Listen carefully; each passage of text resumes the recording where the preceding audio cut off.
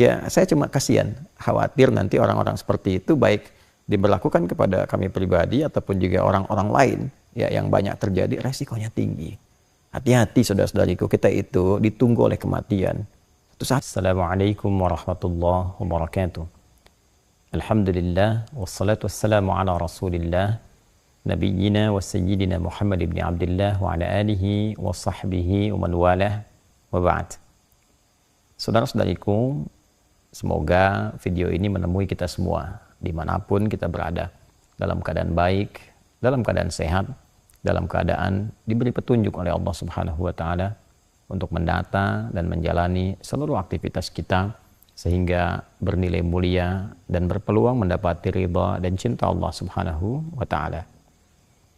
Teman-teman dimanapun berada, satu kali ada kisah yang cukup viral diutarakan dalam periode berkehidupan Nabi Sallallahu Alaihi Wasallam di Al-Madinah Al-Munawwarah. Saat beliau satu kali keluar dari kediaman menuju masjid dan terlihat rona wajah beliau tidak biasa.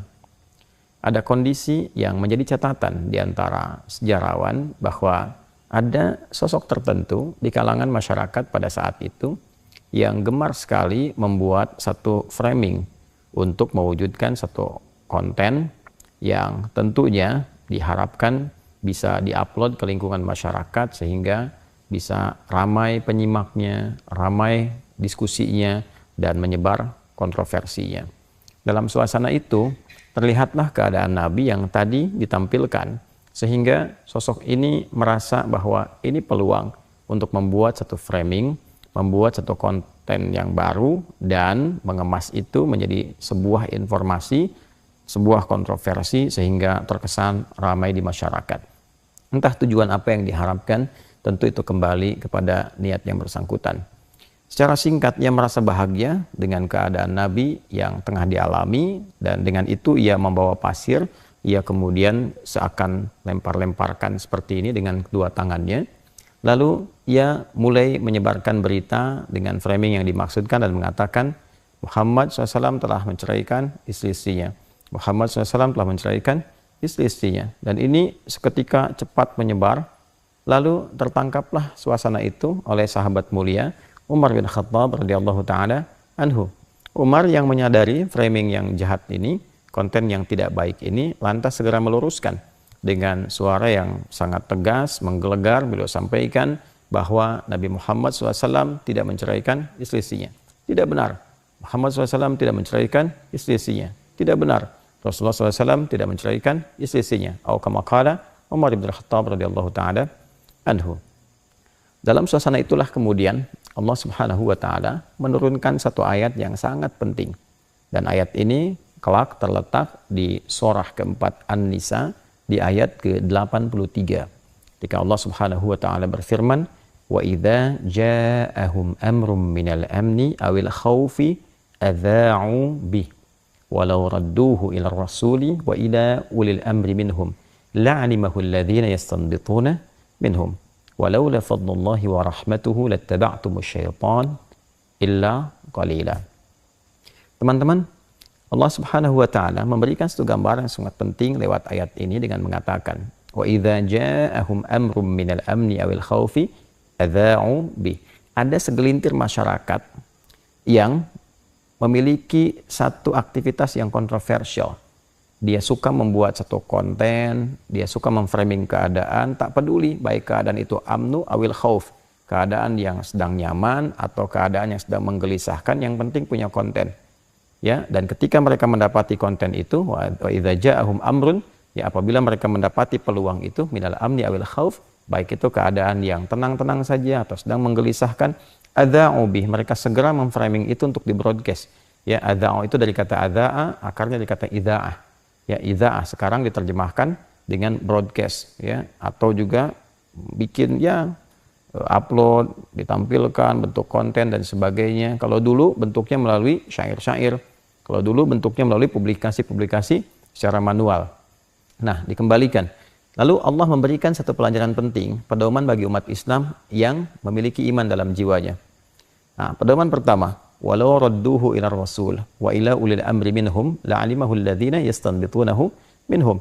Sekiranya akan lebih bijak bila berita yang didengar itu, berita yang didapatkan itu. Jadi ada orang bikin konten, publikasikan, bikin framing.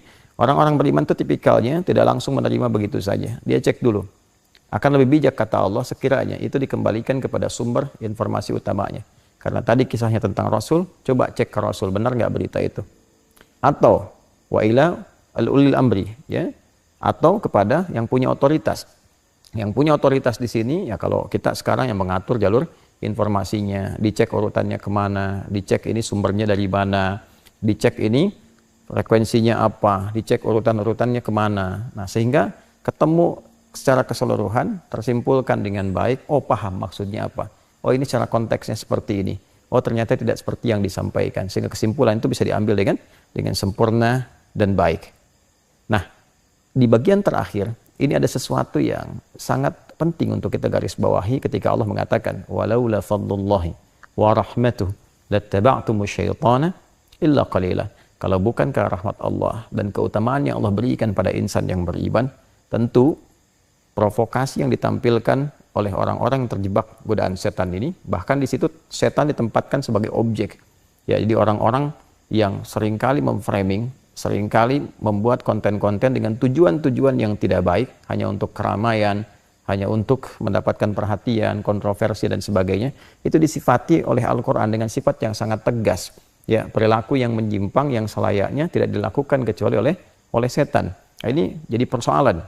Ya, kemudian illa qalila, kecuali orang-orang yang betul-betul beriman, yang paham, oh ini persoalan ini tidak penting, oh ini persoalan ini tidak benar.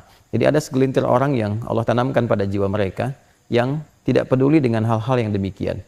Allah tanamkan pada diri mereka, paham, oh ini sesuatu yang tidak benar, sesuatu yang tidak baik untuk diikuti, dan sebagainya.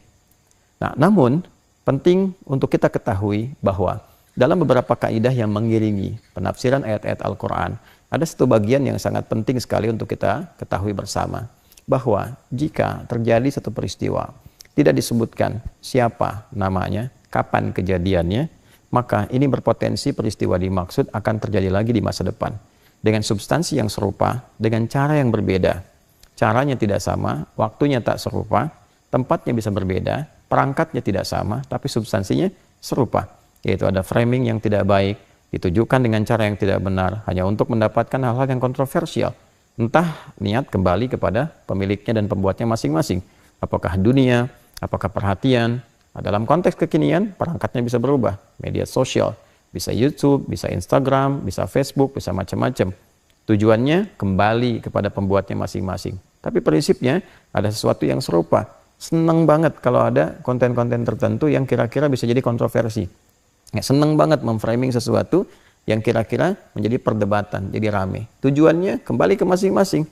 Wallahu alam, apakah subscriber, apakah AdSense, apakah nambah peminatnya, apakah macam-macam, apakah pemenuhan nafsu dan sebagainya. Tapi poin yang penting disampaikan di sini, insan beriman itu akan punya prinsip dalam dirinya. Dia punya dua hal. Yang pertama, dia akan selalu mencoba meng-cross-check kebenaran. Apa yang terjadi? Dia kembalikan kepada sumbernya. Dia cek apa konteksnya. Dia lihat apakah ini benar atau tidak. Kemudian yang kedua, dia selalu memegang prinsip, ya, kebenaran di atas segalanya dengan berdasarkan petunjuk Allah Subhanahu wa ta'ala. Pada hal-hal yang sudah dia ketahui, oh ini orang yang cuma cari kontroversi, cari keramaian, sehingga pada yang demikian itu dia menganggap berita-berita yang sampai pada yang demikian tidak penting. Mengabaikan, ya, tidak dianggap, tidak dipedulikan, karena telah diketahui yang ini hanya butuh kontroversi, ini butuh keramaian saja, sehingga yang seperti itu dalam Al-Quran itu diarahkan untuk diabaikan, tidak dipedulikan. Nah, yang paling menarik, ada kisah kedua, teman-teman sekalian. Ini nanti yang memberikan respon yang sangat tegas dalam Al-Quran dengan turunnya surah ke-24 An-Nur di ayat ke-19 khususnya. Ya, kisah ini ada terkelit berkelindan juga dengan sikap dan sifat tentang framing dan pembentukan konten-konten yang kontroversial. Bila tadi menimpa Nabi SAW, yang ini menimpa istri tercinta beliau SAW, yaitu Sayyidah Aisyah radhiyallahu ta'ala anha. Seperti diketahui bahwa ketika beliau dalam perjalanan bersama Nabi SAW, kemudian kehilangan liontinnya atau barang berharga yang melekat pada beliau, lalu meminta izin pada Nabi SAW untuk mencari itu. Nabi utus seorang ajudannya untuk kemudian mencari, ya, membersamai, melihat, mencari, menapaki hingga kemudian ditemukan. Nah, di sisi yang lain, orang-orang yang tadi yang saya sering istilahkan itu para kontainer, ya, produsen-produsen konten yang ingin mencoba selalu mencari peluang. Ada nggak yang bisa dibikin kontroversi? Ada nggak yang bisa menyebar jadi hoax yang rame dan sebagainya? Yang penting orang ya bisa rame, subscribernya dapat rame, kemudian peminatnya banyak, maka di framing lah kejadian itu bahwa Sayyidah Aisyah radhiyallahu taala anha melakukan tindakan yang menyimpang. Ya, saya tidak bisa mengeluarkan kalimat yang tidak bagus kepada ibunda kita yang mulia ini, tapi ini framing yang sangat jahat. Ya, framing ini memberikan satu gambaran bahwa Sayyidah Aisyah melakukan tindakan yang menyimpang dengan ajudan tadi yang dimintakan untuk menemani beliau mencari daun tin yang dimaksudkan. Maka apa yang terjadi kemudian? Teman-teman sekalian menyebar berita yang tidak baik, sehingga pembebasannya langsung Allah turunkan dengan menurunkan ayat-ayat yang sangat tegas. Di antara ketegasan itu adalah ancaman yang Allah sampaikan pada orang-orang yang seringkali memframing berita-berita yang tidak baik, hal-hal yang tidak elok sehingga menimbulkan keresahan di masyarakat, menimbulkan bahkan tidak jarang fitnah. Ya, maka apa yang terjadi? Innal ladzina yuhibbuna an tashi'al fahishatu fil ladzina amanu lahum, nah ini, adzabun alimun fid dunya wal akhirah. Orang sungguh pakai innanya itu pakai taukid. Ya, harfun nasbin wa taukidin tansibul isma wa tarfa'ul khabara mabniun 'alal fathi la mahalla lahu minal i'rab. Ya, aku tegaskan, jangan sampai kalian ragukan, tancapkan pada hati yang paling dalam. Aku tegaskan, kata Allah, bahwa orang-orang pakai alladzina tuh, ya, itu isim mausulnya bentuknya jam'ul jama', mencakup semuanya, baik laki-laki, perempuan, tua, muda, besar, kecil, siapapun itu. Ya, aku tegaskan, kata Allah, jangan pernah ragukan. Siapapun, mau laki-laki, mau perempuan, ya kan, yang senang sekali, yang punya hobi, yang merasa nyaman agar fitnah itu tersebar di kalangan insan beriman. Ya, hati-hati nih. Al-ibratu bi umumil lafzi la bi khususis sababi. Kalau dulu terjadi pada Sayyidah Aisyah, gitu kan? Nah, maka hukum umumnya berlaku bagi siapapun. Kejadian ini memberikan kepada kita satu panduan hukum bi umumil lafzi, lafadznya umum. Orang-orang yang senang kalau framing keburukan itu. Kalau dulu kasusnya fahisyah, gitu kan? Kasus tuduhan-tuduhan yang tidak etis. Nah, saya nggak bisa sebut ya kalimat itu karena sangat tidak layak disebutkan kepada ibunda kita tercinta. Ya, intinya orang-orang yang sangat nyaman, merasa senang, ya, merasa kalau ada yang begitu lagi, oh senang nih. Ya, kalau ada yang kontroversi lagi, wah senang dibikin framing, dibikin macam-macam, seakan-akan kontroversi padahal tidak ada apa-apa di dalamnya. Nah, orang-orang semacam itu Allah janjikan ya satu hukuman yang sangat luar biasa, berbahaya sesungguhnya. Ya, orang-orang yang senang memframing sesuatu dan menjadi jahat, bentuk hoax yang tersebar pada kalangan orang beriman, maka Allah janjikan siksa yang sangat pedih di dunia dan di akhirat. Ya, hati-hati. Teman-teman sekalian, di dunia itu bentuk siksa itu ada dua. Bisa hal yang langsung buruk dialami seketika, secara buruk yang kita lihat. Ya, mohon maaf misalnya terjadi satu musibah yang tidak biasa dan sebagainya dalam bentuk baik penyakit, baik yang lain, baik celaka, baik macam-macam. Atau yang kedua yang sifatnya istidraj.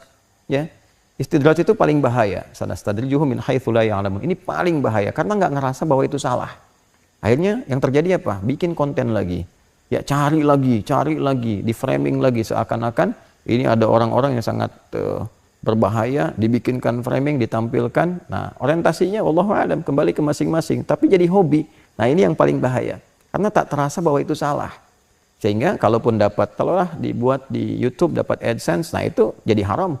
Dan haram ketika dimakan jadi daging, terbawa lagi suasana itu. Nah, ini yang paling berbahaya. Orang-orang seperti ini ketika tidak merasa berbuat keburukan dalam dirinya, nah di akhirat ancamannya lebih besar. Di akhirat ancamannya lebih besar. Nah, teman-teman, ini penting saya sampaikan karena kita perhatikan, saya sejak di Madinah, kemudian di Mekah dan sekarang kembali ke Indonesia, memperhatikan bahwa kecenderungan tampilan-tampilan semacam itu sekarang hadir di kalangan masyarakat kita dalam dunia maya khususnya. Dan berdampak pada dunia nyata dalam pergaulan dan sebagainya. Itu sangat membahayakan. Sangat membahayakan. Dan resikonya tinggi. Jika itu dipertahankan sampai pulang, maka apa yang dibawa ke hadapan Allah Subhanahu wa Ta'ala? Ini sesuatu yang penting, betul-betul harus dipahami oleh insan beriman. Ya, apalagi kemudian jika yang keluar itu adalah kata-kata yang sangat sensitif terkait dengan nilai-nilai akidah. Ya, saya kasih gambaran misal.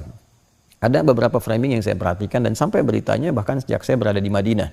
Ya, tentang satu tausiah kita, lebih tepatnya tentang ceramah yang kami sampaikan dalam orientasi mahasiswa baru. yang ada di Universitas Muhammadiyah Riau, yaitu gabungan. Dan itu universitas bukan hanya untuk orang Islam, non-muslimnya juga ada, kan? Ada orang Kristen, ada yang Katolik, ada yang lain-lain dan sebagainya. Dan cukup banyak.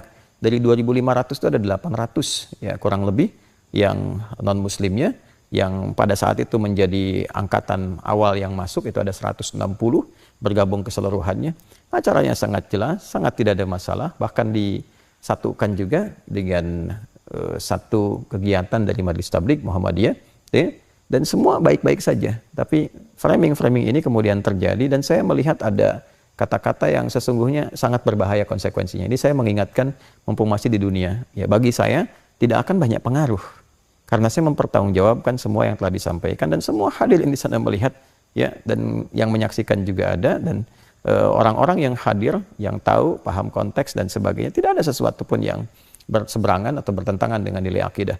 Nah, ketika framing itu ada dan keluar kata-kata, apakah itu sesat, apakah itu macam, itu akan kembali mencari pemiliknya. Jika tidak ditemukan kepada pemiliknya, dia kembali kepada orang yang menuturkan. Saya cuma katakan hati-hati. Sekali lagi, hati-hati. Nah, kelemahan kita saat ini sering kita dapatkan bahwa orang yang jauh itu bisa menafsirkan kata-kata orang yang bahkan mengetahui, ya, dalam tanda petik maksud orang itu bicara. Ini kan sesuatu kekacauan berpikir yang sangat berbahaya. Saya beri contoh. Saya menyampaikan kalimat jelas, terang. Dan kita seorang ustadz, ya, paham Quran, paham hadis, ngerti. Apalagi dalam masalah akidah itu kita sangat ketat, tegas dalam setiap kesempatan, ya kan? Bijak dalam setiap penyampaian itu yang dipegang, karena ada data-data historis dan sebagainya mengajarkan kepada kita bersikap, ya kan? Bagaimana mungkin ada orang yang tidak hadir hanya memframing situasi dimaksudkan, tiba-tiba bisa menafsirkan dan menghukumi, dan orang yang tafsirkan itu masih hidup, masih ada, dia yang tahu maknanya, dia yang paham artinya. Tiba-tiba kemudian muncul orang-orang tertentu memberikan framing lalu menafsirkan dan menghukumi dan menjadi lebih benar dibandingkan penutur itu sendiri. Ini sesuatu yang sangat berbahaya. Nah, jadi saya hanya ingin menyampaikan mesti hati-hati, karena kita, tanggung jawab kita untuk menyampaikan selesai. Ya, ini bukan dalam konteks klarifikasi, dalam konteks memberikan pengingat bahwa hati-hati. Tanggung jawab kami mengingatkan selesai. Tanggung jawab orang-orang yang berbuat demikian, baik di kasus itu ataupun kasus yang lain. Ya, seringkali juga kita dapati kasus lain. Dan ini, ya, menariknya, orang-orang yang terlibat di hal-hal demikian seringkali punya pola-pola yang sama dari sejak 2015, 2016 sampai sekarang. Bikin video, framing, rame, nanti dihapus tuh. Kemudian nanti, ya seperti itulah. Ya, itu bagi kami tidak penting. Ya, saya cuma kasihan, khawatir nanti orang-orang seperti itu baik diberlakukan kepada kami pribadi ataupun juga orang-orang lain, ya, yang banyak terjadi, resikonya tinggi. Hati-hati saudara-saudariku, kita itu ditunggu oleh kematian. Suatu saat kita kembali kepada Allah. Dan yang dihisab itu kita masing-masing. Ya, hati-hati, hati-hati. Tilka ummatun qad khalat laha ma kasabat wa lakum ma kasabtum wa la tus'aluna amma kanu ya'malun. Masing-masing itu bertanggung jawab dengan perilakunya. Wala taziru waziratu wizra ukhra. Ya, masing-masing akan menanggung. Nah, jangan sampai saat pulang itu menjadi bermasalah, dan masalahnya menjadi sangat berbahaya, menjadi sangat sensitif, karena ada kalimat yang harus mencari pemiliknya. Ketika tidak ditemukan, dia kembali. Ya, kalau persoalan-persoalan terkait dengan organisatoris itu akan ditangani tertibnya sendiri. Misal dalam 2 kali kesempatan kita ada kegiatan yang diselenggarakan oleh Muhammadiyah, baik di Universitas Muhammadiyah Jakarta yang ramai dulu, framing kasus Asy'ara dan sebagainya. Yang kedua di Umri kemarin yang diramaikan juga, itu biarkan nanti roda organisasi bergerak dengan sendirinya. Tertibnya dengan sendirinya, sikapnya dengan sendirinya. Tapi tanggung jawab kita sebagai bagian dari ulama, ya, bagian juga dari duat untuk mengingatkan supaya hati-hati. Hati-hati, kita dipertanggungjawabkan di hadapan Allah Subhanahu wa Ta'ala. Itu poin yang sangat penting untuk disampaikan, untuk diuraikan, sehingga bila perilaku-perilaku itu terjadi di masa depan, potensi-potensi yang ada itu bisa diredam terlebih dahulu. Saya kira itu yang penting untuk diketahui. Semoga Allah mengampuni kita semua, memaafkan kita semua, dan membimbing kita ke jalan-jalan kebaikan. Itu saja. Semoga sekali lagi ini bisa bermanfaat.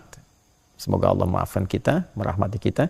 Subhanakallahumma rabbana wa bihamdika, asyhadu an la ilaha illa anta, nastaghfiruka wa natubu ilaik. Alhamdulillahirabbil alamin. Assalamualaikum warahmatullahi wabarakatuh.